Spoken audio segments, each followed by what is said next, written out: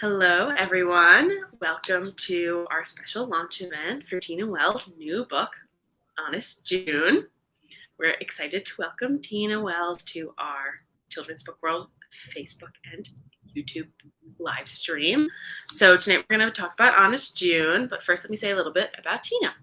Tina is the founder of RLVNT Media, author of 9 books, including the best-selling Z Files series, and tonight's feature book, Honest June. And the sequel of the book comes out in the summer, right, Tina? Yes. Awesome. So we're just going to get started, and we'll start with talking about the inspiration of where Honest June came from. So what inspired you to write the book? So one thing I'll say is this concept wasn't new for me. I started on this idea at least 10 years ago. And I was just thinking one day about this idea of, obviously middle grade is what I write. And I was thinking about this idea of what would it be like in middle grade to not be able to tell even the smallest lie, right? And not that we're always consciously lying, but what if you couldn't say that you didn't have a crush on someone? How would that play out as a series for readers? And so that was really what started it, just kind of an idea that turned into the series. A small idea. Small. Big series. It changes a lot. It changes a lot in June's life in the book too. So we see how it plays out. Yeah. What were some of the themes that you wanted to make sure you addressed in the book? Well, I think in general, when I write for this reader, I think when, and I write for, normally I'm thinking of like a 5th grade, 10-year-old girl up to, 6th grade. And I'm thinking about like, what's their life like? And one of the things that often comes up is there are a lot of firsts that are happening, right? So you're in middle school, might be the first time you're changing classes, might be the first time you're experiencing some independence. And, June is going through a lot of firsts. And so what I love about the age is kind of the honesty that you're approaching situations with, but also the anxiety. It's the anxiety of, I've never done this before. How's this going to go? And also just you're changing, right? You're physically changing, you're emotionally changing. And so with all of that wrapped into it, what happens to this character who can't really hide those parts of herself from other people? That's really interesting. That's a great, I wonder what it would be like if I were in middle school and couldn't tell a white lie. That would not have gone too well. So you're really interested in this age group. What were there experiences you went through that you really wish someone had spoken to you about? You had something to read like this. What were your tween years like? Let's see. So first, I'm the oldest of 6. And so I grew up in suburban New Jersey. And so it's funny, when you were just talking, I was thinking to myself, could I have, told a lie at that age and what would it have been like? And what's funny is I would have had like 5 younger siblings who are like, Tina's lying. She told me the other day she didn't really like this thing, right? So I had like a little tribe of truth tellers. I think back to growing up and like, I like even remembering when my mom was trying to teach me how to drive, and I like all my siblings were in the back of the van, and you're just like, oh my God, Tina's going to kill us. So I think I constantly had that soundtrack of people who were kind of observing life. And so, but still, I was a typical tween girl. I wanted to know all of the things. I felt like Ramona was the one who told me what was happening with my body. I didn't have, the ability to Google things like girls do now, right? So I think we really lived and I grew up in the 90s. I think we really lived through the characters in our books and the characters on TV. I will say at that time, there were such strong girl characters on TV, right? So I loved Laura Winslow, right? So I kind of lived vicariously through her, watching Saved by the Bell. Obviously, Lisa Turtle was my girl, so I feel like there were really strong young women and they were really cool and also kind of quirky. Like when I look back to the girls I loved in the 90s or idolized, they all had a bit of quirk to them too. And so it was, and then teen magazines were everywhere. There wasn't a teen magazine. There were so many. So I felt like I was always able to get advice from different places. And I was always in search of it. So I definitely feel like I always was looking for what's happening to me, what's the thing I need to be into, and how can I get into it? How do you think that that's changed? So June's here with us in this general age and she's on Instagram. How do you think that experience has changed? So it's funny. I was telling you, I'm obsessed right now. My sister put me onto this TV show called Anne with an E. And what's so fascinating watching that show is, the conversation that girls have with each other about what's happening doesn't change. It hasn't changed in hundreds of years, right? I think what changes is access to information. So at certain ages, you're like, well, this is what I think is happening, right? Because you're not Googling anything. And I think we've moved from a place where girls would have these like very public communal conversations around what's happening to now these very private, conversations. I used to be in marketing and I owned a market research firm. And I once had a conversation with a dad who told me that he had caught his daughter on YouTube. She was like searching people kissing and she just wanted to see what it was like. She didn't ask like, hey, what's this about? She just kind of privately went in and her dad found this and he's like, oh my gosh, it's very innocent. But, I think my point is so much of this can happen in private now. And so, what was a communal behavior? And we see with June and her friends that they do talk about things, but there's still a lot of things that June kind of struggles with privately that are her internalized thoughts that she really doesn't have to share too publicly. Right. And I like the difference in, June's relationship with her parents. She's got a lot of expectations from her parents that she really doesn't want to lie to them about, but she tells her friends the truth a little bit easier. But it's hardest, it seems, with her and her parents, right? So is that something that you saw with, like you were saying, with your friend, with his kid, and that private moment? Is that something that you wanted to touch on in the book? Yeah. And I also think, I'm an aunt, I'm not a mom. So I think I observe a lot of what's going on from a different perspective. And I look at how busy children are today, and just what they're doing. And even if they love the things that they're doing, they're busy. I was kind of busy in different ways. I was playing sports after school. And my parents were like, do whatever you want as long as you get educated, right? Whatever career you want to pursue, it's fine. You just have to get an education. And then you fast forward to June's life. And I think that this resonates with kids these days, where it's, you have to do this activity. Everything is focused on where are you going to go to school, we're having college conversations so much earlier in life than when, I remember when we used to think about it when I was a teenager, and now you've got tweens who are really focused on, I got to do this thing so I can get into college. And so I think June is feeling the stress of really successful parents. And also, it's a sign of the times. She has parents who've worked very hard to provide June the life that she has. And they want to make sure that she's capitalizing on it. And that she also starts to realize that, hey, maybe things aren't as easy for everyone who looks like me and they don't have the same pedigree I have. And so, it's also for them figuring out when is the time that we have that conversation with June, that she's growing up in a way that's very different than other children who look like her. Right. And her dad is really big on her going to Howard, right? That's, her dad's obsessed with her going there and to play field hockey and do all these things. And her dad has this life that he imagines for her. And it's not that she doesn't not like it. She just is like, it's my life. I think that's really interesting.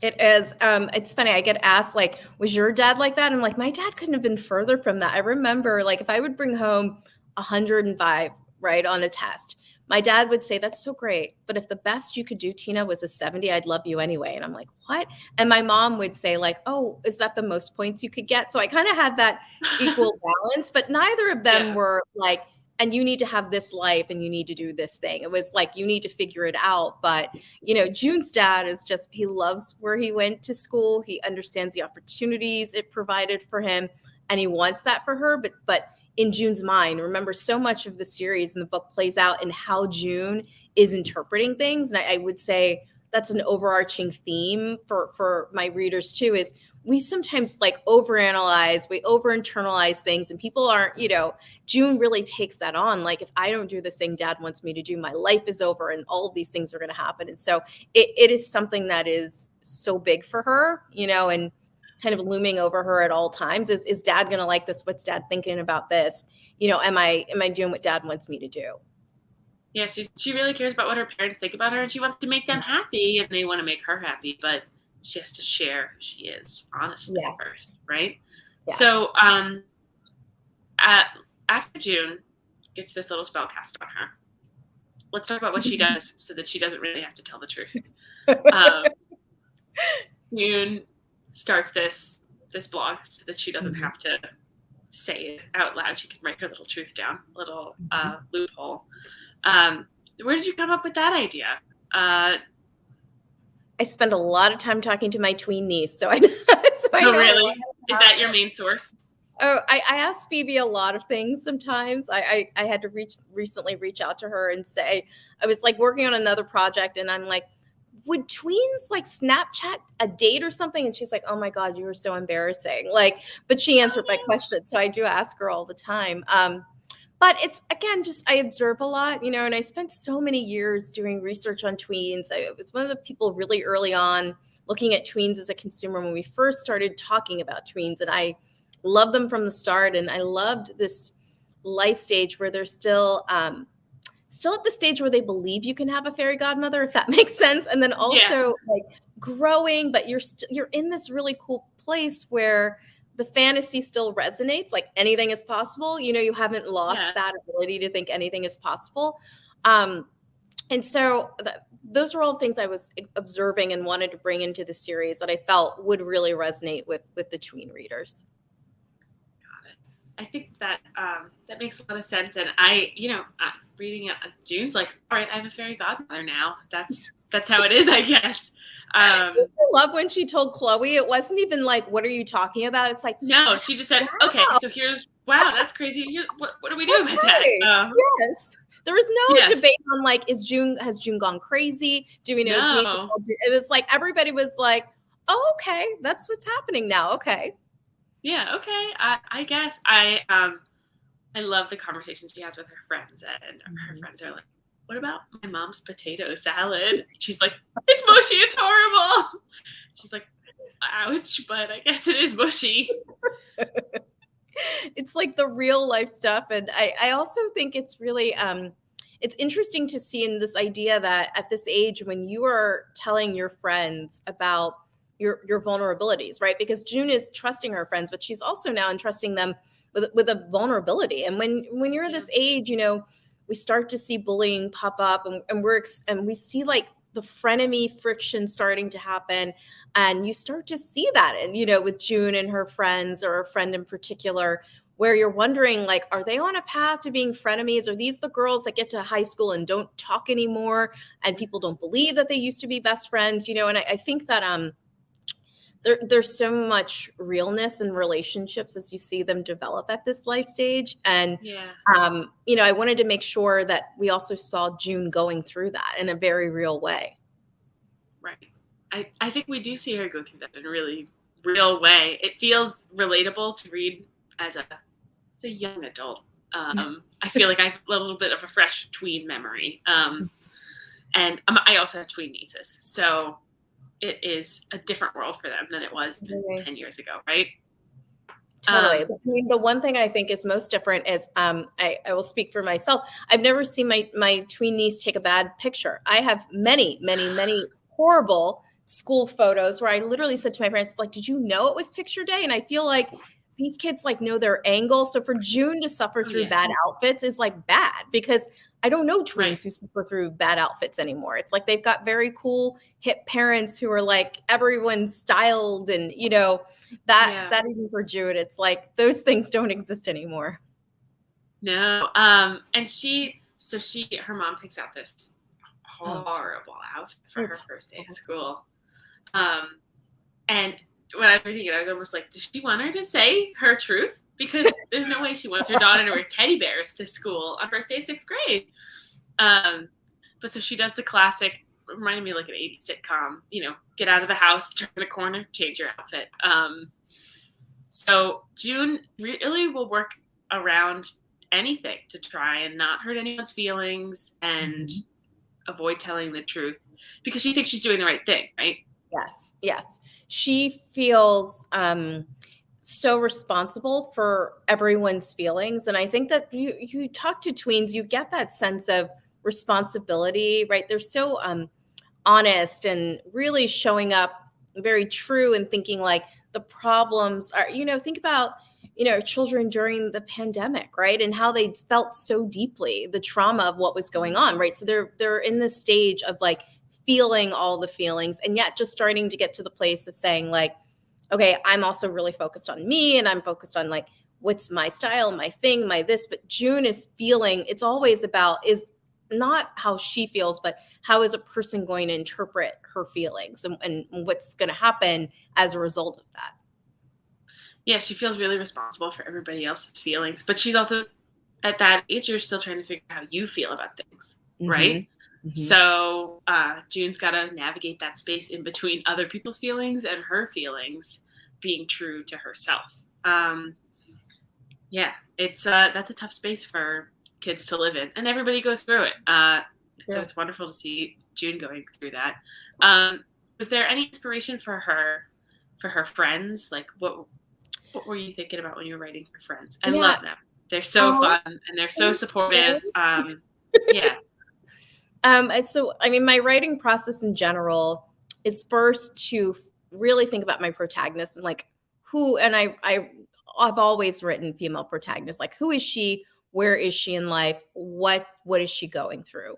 And then from there, I really start to build her world of friends around her, because that's so, central to any story for a middle grade reader. It's all about the friends, right? And the parents have to be there, but it's all about where the parents are adding friction or tension. Like in my other series, the Z Files, the parents are like there. I mean, she's at boarding school now. I mean, we have an interesting storyline about her mom being a style blogger now and how that's so annoying to her. And so like I layer in the parents in a way that feels really authentic for the moment.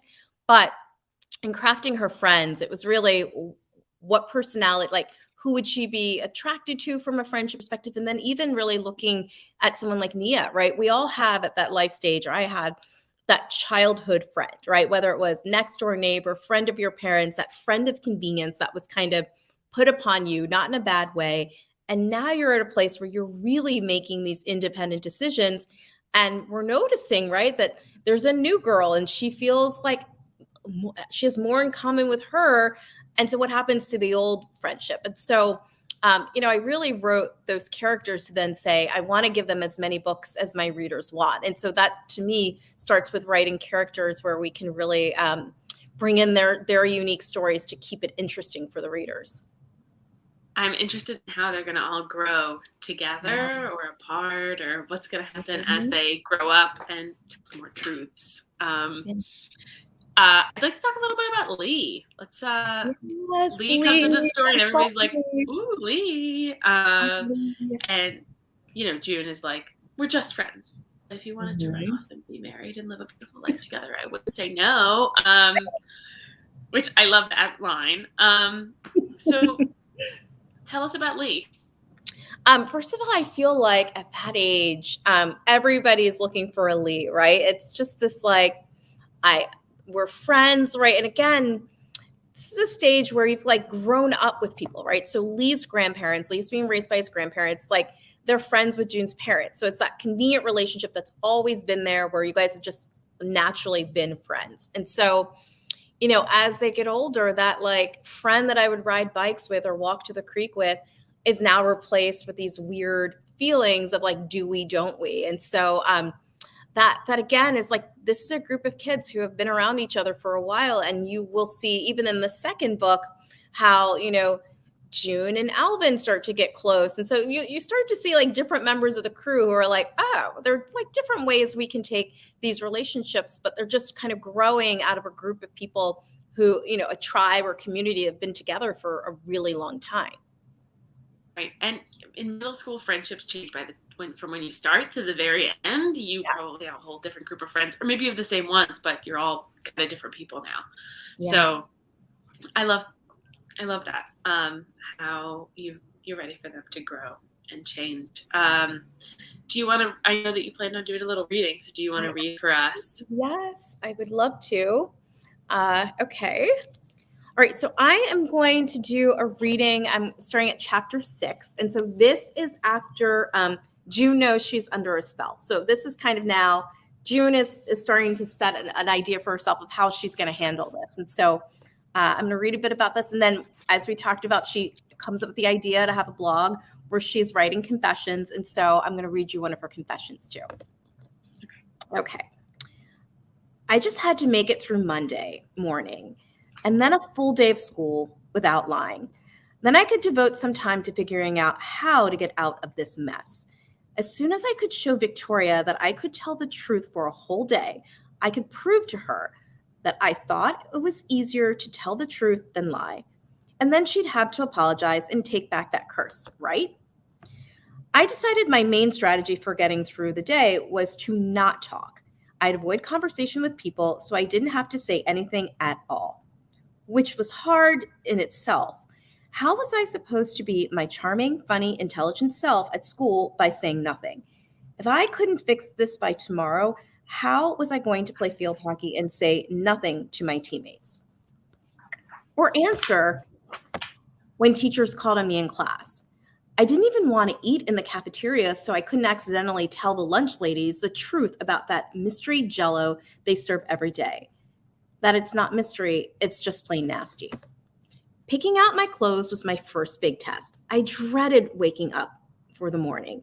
If my mom picked out something I didn't like, I'd have to somehow stop myself from telling her that what I really thought about her picking out my clothes from Oshkosh Bagosh. But I got lucky. Mom had to go to the hospital for delivery. She left a note for me in the bathroom that said, "Have early appointments scheduled every morning this week, so I'll miss you in the mornings. I left lunch for you today in case you don't want to buy lunch at school. I'll see you at home tonight. Love you." Yes, double score. I went to my closet and picked out my favorite yellow dress with a denim jacket, no prints, no Disney characters, and my Nikes. Phew. One potential disaster avoided so far. I bounded downstairs and almost bumped into Dad, who was packing up his briefcase to head to the office. "Morning, sweetheart. All good?" he said.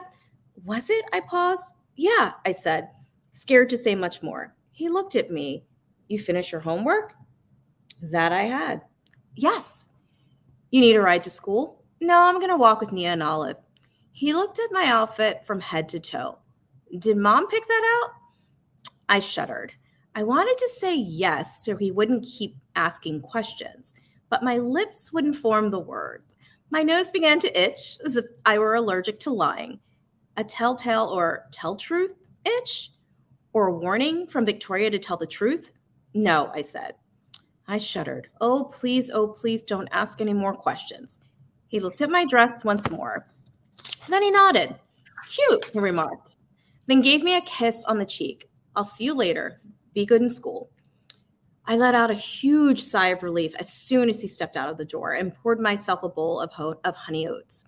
I ate quickly, then dropped the bowl in the sink, grabbed my backpack, and hustled to the end of the driveway where I couldn't wait for Nia and Olive. It was another warm fall day in Featherston Creek. Birds were chirping. The sun felt warm, but not too hot. We could wear dresses without tights or leggings here until at least mid-November without feeling cold.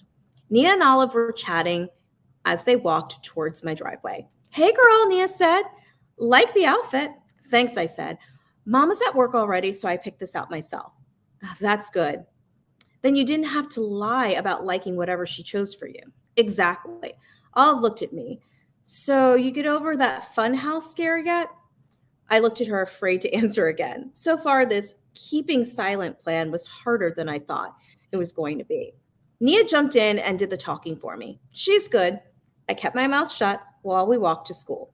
I held my breath as we walked into the main entrance and hoped Victoria wasn't watching me, even though she said she would be. Every day, no matter what. I avoided people as much as possible throughout the day. Whenever kids wanted to chat, like when Rochelle asked the class if they liked her new tie-dyed shirt, I kept my head low and pretended not to listen, fighting the urge to sneeze. For the record, Rochelle, it's fine. Not something I would buy, but not horrible. She didn't need to hear that, though. I typed any truths I was nervous I might accidentally reveal in the notes app of my school tablet to put into my blog later that day. Like when Lee walked into science class and he looked really cute in his polo shirt and khakis, and I had to fight not complimenting him. I didn't want him or anyone to know I thought he was cute or adorable or perhaps my future husband.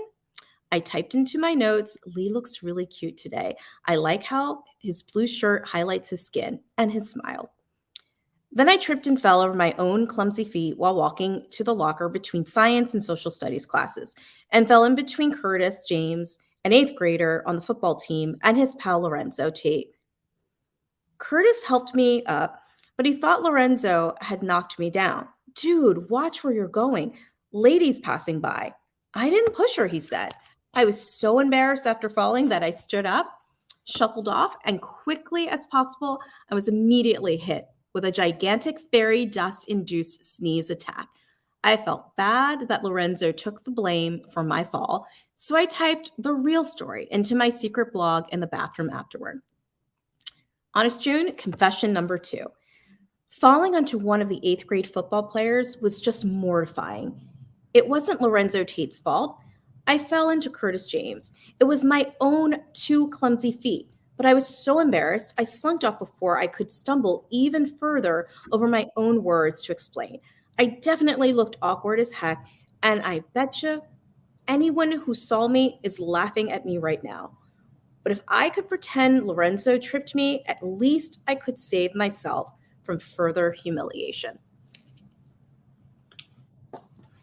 Wonderful. So let's talk about June's confession. Yeah. She could have just said, oops, that was me, my bad. That's not our girl. I mean, the one other thing you'll start to see come through in the books is June really has a passion for writing. You know, she really loves creative art. She loves writing poetry. That is definitely at odds with what her father is seeing in her future, you know, going to Howard, being a lawyer. He's got this, he wants her to take over his firm one day. And so, you know, June is definitely into writing. She joined the newspaper. And so you're going to see her writing these confessions as someone who is like, loves writing and definitely has this creative world in her head. It's a great outlet. It seems like a good outlet for her anxiety too. You know, she's got all these racing thoughts. She's worried about all these things, and she gets to put them down on her blog now.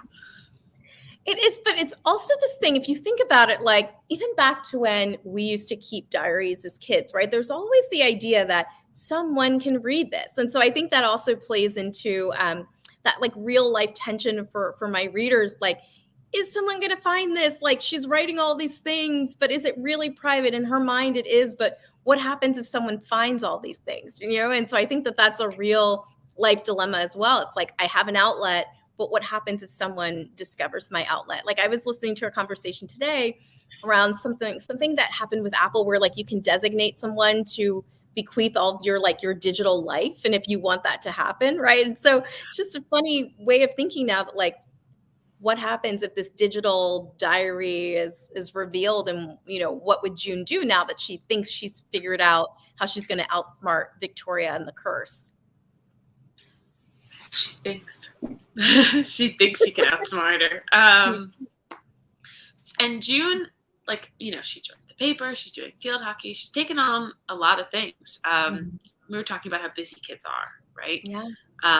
So has June overextended herself, and what's going on there? She definitely has. I think that you'll start to see, and again, we also have to remember June is new to middle school, right? This like middle school world is so new to her, and she's not even being given time to process what that looks like. She's like immediately in it. Like first week, she's like, oh my gosh, need to join the paper. So she's trying to balance what she wants to do with what her dad wants her to do.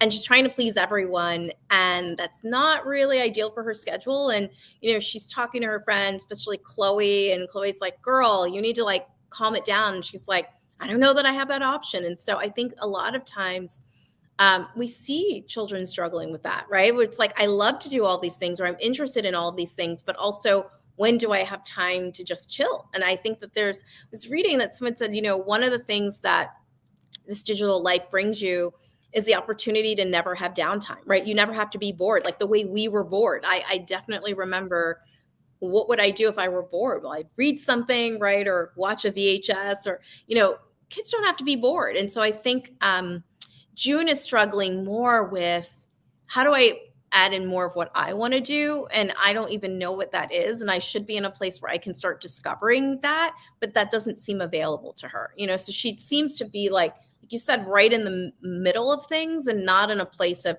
what do I like? Why can't I try something I like? And she's also good at things. And I think that just because she's good at something doesn't mean that that's her passion. How much is that true for so many of us, right? That when we're Right. learning over the last few years, like, well, I was good at it, but that wasn't really my thing, and now I want to do my thing. And so I think that that's a universal theme of, just because you thrive at something doesn't mean that that's your thing. Right. And she finds out with field hockey, right? She's Mhm. okay. She's good at it. That She's doesn't mean good. she likes it. But She's good at it. She made a really good friend who's great at it. So we're at that stage now where, like, do you do things because your friends are doing things? You get to see your friends, you have an excuse to hang out. But she's still like, I don't even know what my thing is yet. right. So, do you want to talk about the next book in the series a little bit? It's The Show Must Go Um, On, right? So, what's going on?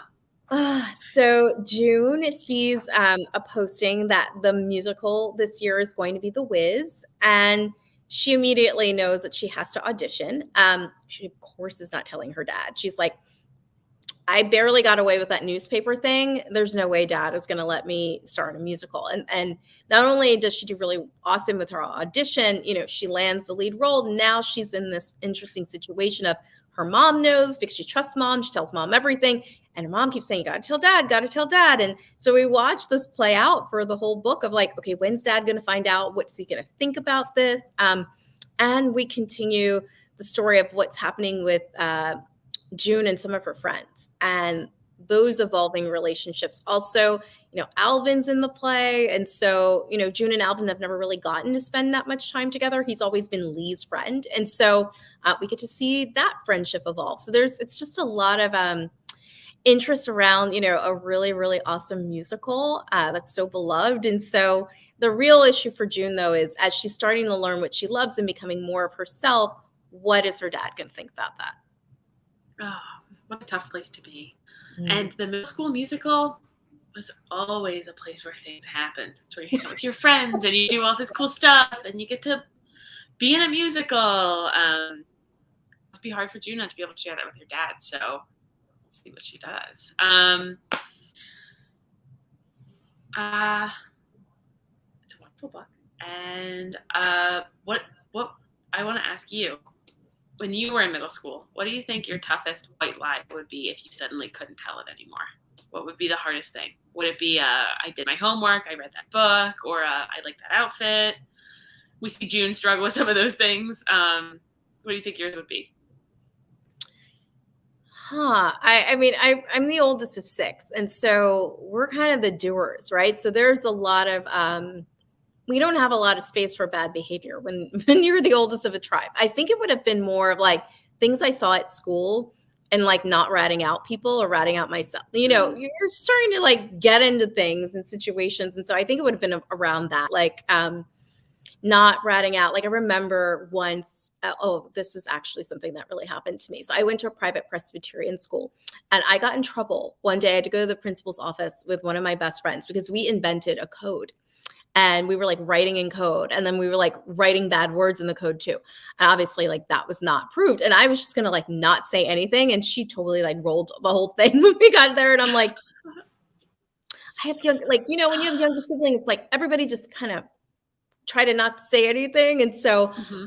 I did not use my June energy, and it backfired on me. But I was really like, at one moment I was like, I can't rat my friend out. And then, if it were me, I totally would have been like, here's everything you need to know about how I created this whole thing. I'm so sorry I did it. But like, I was a very loyal friend. So I couldn't roll. And my friend was just like in tears. And she was like, here's everything. And I'm like, darn it. Just like, Aww. we should have aligned on the strategy here. But that's probably as close as I got to that kind of June moment. And I failed. I definitely failed. Well, June has a hard time with it too, so you weren't alone. So I would love to hear more about your relevant media company and just your like your interest in the tween demographic. I know that you said that you have your tween niece, and that's such an interesting group to work with. I feel like tweens, as when I was a tween girl, I felt like nobody was speaking to tween girls. Everybody was speaking to teen girls or little girls. Yeah. And as a tween, you were like, I'm in this weird middle land. So I want to hear more about why you decided I'm going to go there. Yeah, so when I was 16, I started really one of the first millennial marketing agencies in the country. It was called Buzz Marketing Group. And for over 20 years, I focused on spotting trends and research. And like I said, very early on in the discovery of tween as a new consumer, I started doing a lot of research. And immediately I was like, I am obsessed with this person. I'm obsessed with the life stage. I'm obsessed with how it's coming, about. And they're not teenagers, and they're not, like you said, they're not little kids, and they're in this very interesting space, and I like them. Then at that time, I'd written my first concept for a tween series that became Mackenzie Blue, which was my first ever series, and just loved writing to that reader. And, for me, YA is great, but I'm like, I just love this stage. I love what's happening in middle school. I love that I can write about a girl with a fairy godmother, and people are like, we're going to roll with it, right? Where it'd be a little different.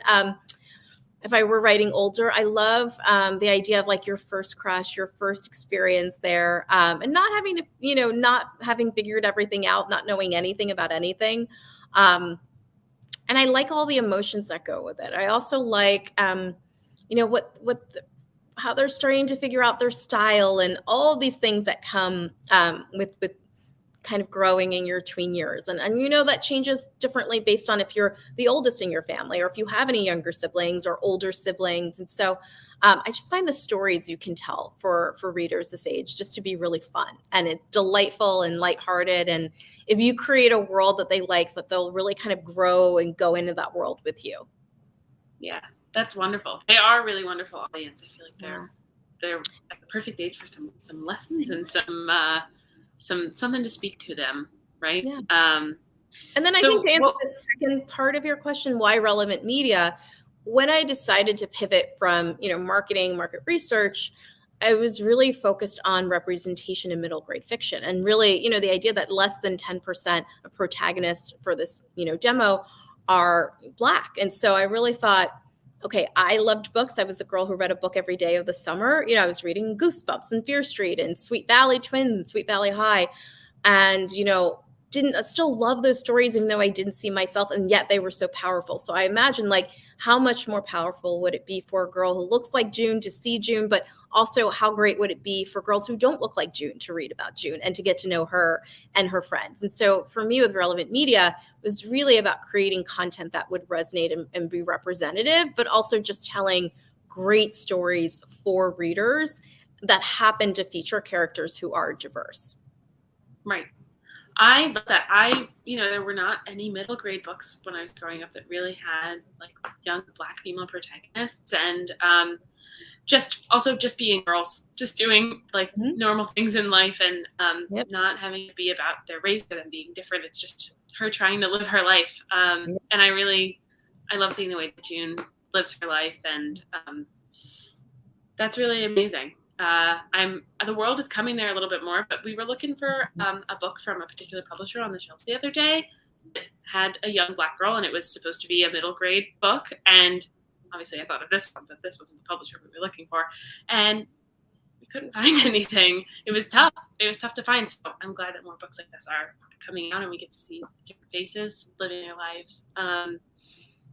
I wanted to ask how the writing process of this book was different from the Z Files. So what was different in these two processes? With June, you really have to, and as the writer, you have to live inside of her head so much, right? So with Z, we can play with the surroundings and so much to bring life to the story. We decided that we were going to tell this story through the lens of June. That meant every experience, every character experience, you were experiencing it through June, right? So we always had to go back to, how does June see this person? How is June bringing, I couldn't lean on tools that I'd used for so long to like build a world, do all this. It's like everything we do has to be through how June is perceiving what's happening. And that's also the beauty of her meltdowns or everything, because you're spiraling with her real time, right? But it also made it very challenging. And there was a lot of going back and saying, how do we get deeper? How do we get deeper? How do we really get the reader where she's at? How do we raise the stakes? How do we infuse more June? And so it was a different writing process, definitely different. And the illustrations also so beautifully speak to June and where she's at. And Brittany did an amazing job, just like bringing that, for this reader, the visuals are such a big part of that overall experience of the book. And so to see the way she really kind of brought June and friends to life has been great. But for June, it was always, how do I get inside of her head? How do I give a deeper peek into like, what is she really thinking? How is she experiencing this? And then also, what are those experiences that other girls are facing at that age that will feel or really resonate with them? Because I always find when my readers write to me or write to the characters, what they often say is, that is just like me. I just had such and such happen to me. And there are times where I'm like, you have a fairy godmother who speaks to you. Maybe you do, but there's this way that they say, oh my gosh, it's as if they know what's happening with me and my friends in my life. And so it's important to me that the reader always finds a way to see themselves. And even with, Mackenzie Blue, I remember the idea that someone would steal her diary and reveal her secrets, again, very universal type of idea. But the amount of girls, oh, this is my biggest nightmare. I worry about this all the time. We're like, Z's just like me. And I'm thinking, do you go to like a certified lead private school, in California? And are you composting? And this was many years ago when this wasn't happening. Or even now, girls say, oh my God, she's just like me. I'm like, do you go to a private boarding school in the Cotswolds? But I love that. I love that they can have, something that feels aspirational, but yet the characters feel very universal and that they can touch them. And that is very important for my process is I'm going to give you the fluff and the stuff that makes you escape, right? That's part of why I wanted to read at that age. I wanted to escape, middle-class suburbia and go on these adventures in my books. But I love when I could relate to a character in a book and feel like, oh my gosh, she's just, that was like my roadmap of how I was going to survive certain things, was like, what would this character do? And so that's always very top of mind in the process is like, are we saying things and are we using language and relating to these things in ways that feel very tween? Yeah. Well, it sounds like you're doing a great job making a universal experience for kids. So my next question was going to be about the illustrations in the book. I think that they're so fun and they add so much. I love when they're texting and you could see all of their texts on the page, and when June has her confessions, how they're set up like the little blog posts that they are. Did you intend that? Was that part of your planning, or was that something the artist did more? So how did you guys collaborate on what the book would look like? Yeah, I think that's if I have like a thread or a theme in everything I write for this reader, you will always see the text messages or diary entries and that play out. Cause I think it's important to have, that bit of fun and make it feel really accessible. I'm also really focused on reaching at-risk readers, right? And I want to give them something fun and engaging and just kind of draw them into the world. And so, Brittany did an amazing job just really with the material and bringing it to life. But we knew that, going into it, these were elements that had to come to life in a very specific way. And she's got such an amazing eye and just a technique in the way that she draws everything. I always look at even when I get a first pass of art, I'm like, this is just unbelievable to see how she's taking an idea that was in my mind, just a concept, and bringing it to life and knowing that the readers are going to absolutely love, these visuals, and that they're going to kind of really get what we're trying to say with Honest June has been great. Yeah, my favorite one is the fairy godmother as she is in the fun house. She looks amazing, and I'm trying to figure out the best way to zoom in. June's shocked little face. She's like, "Uh-oh, what is going on?"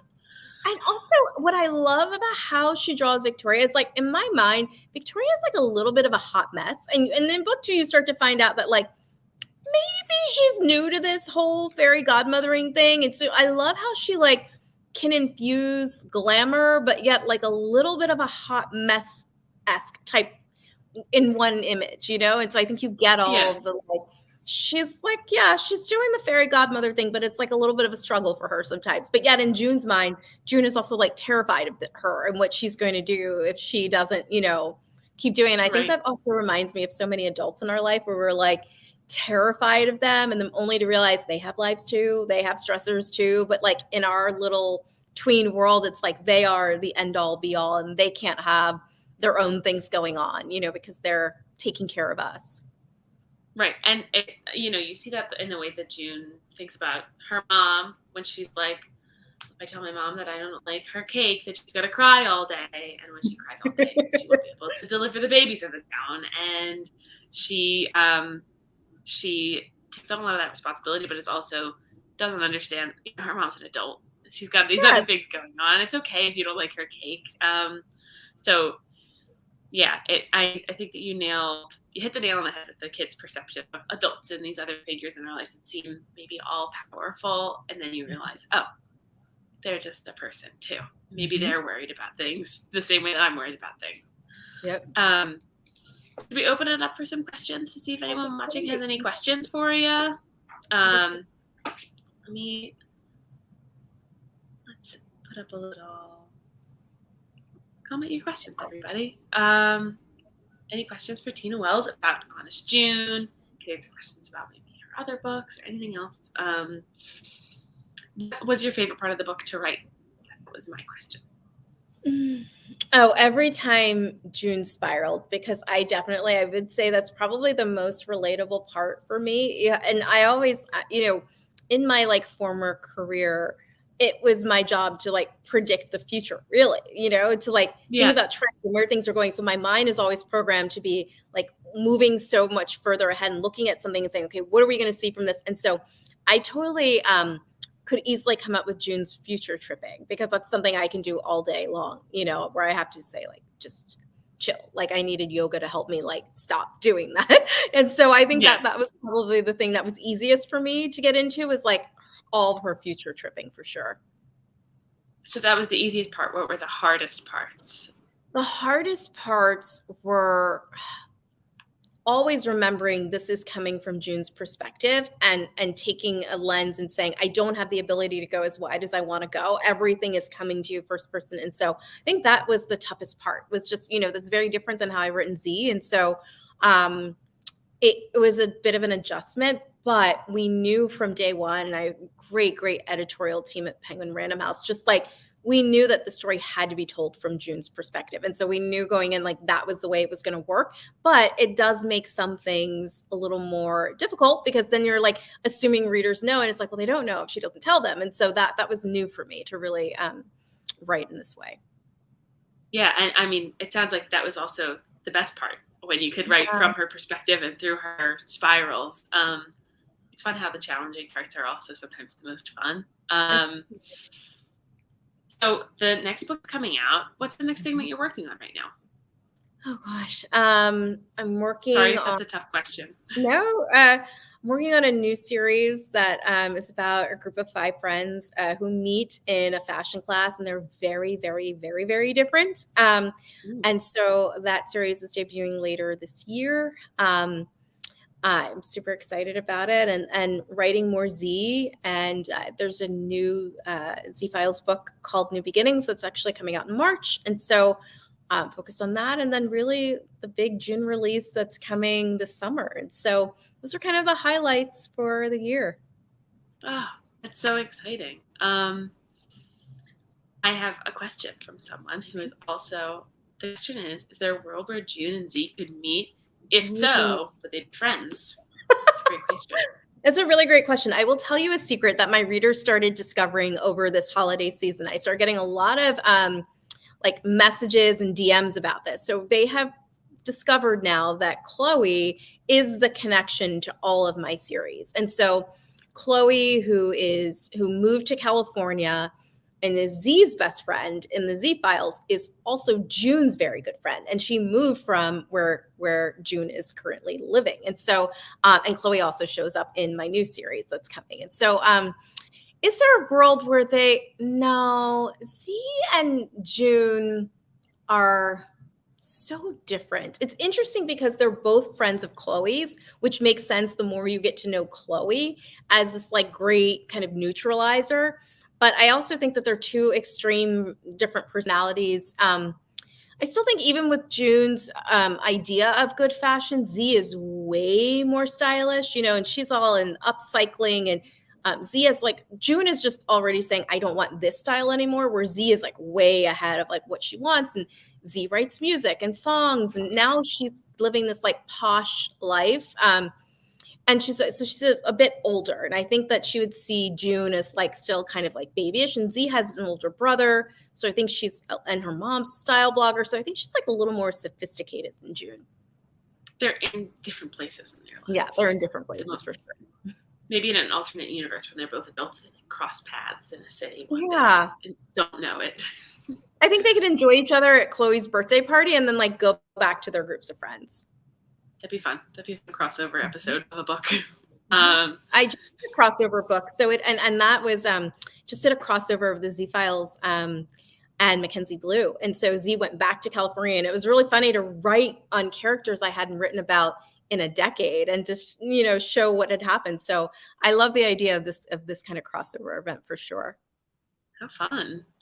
We have one more question from Sally.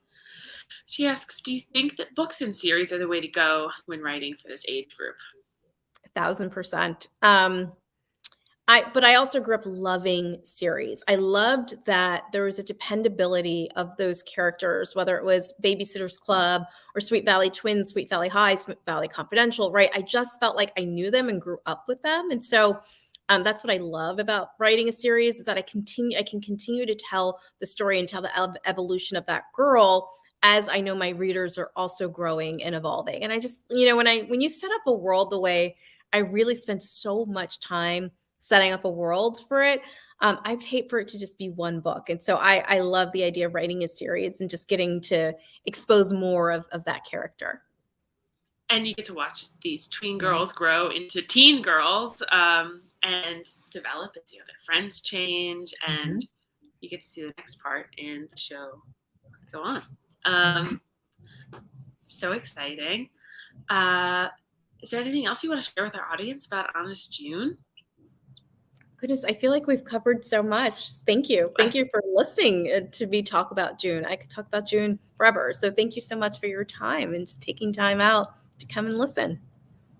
Well, thank you so much for joining us and for taking the time to chat with our Children's Book World family. You can pick up a copy of Honest June at the store. You can go online to our event page, and we'll be carrying the next one as soon as it comes out this summer. And we look forward to it. Awesome. Thank you. Thanks so much, Tina. Thanks for chatting with me and writing such a wonderful book. Thank you. All right. Well, we'll say goodbye, everybody. Have a wonderful night. Thank you. Bye.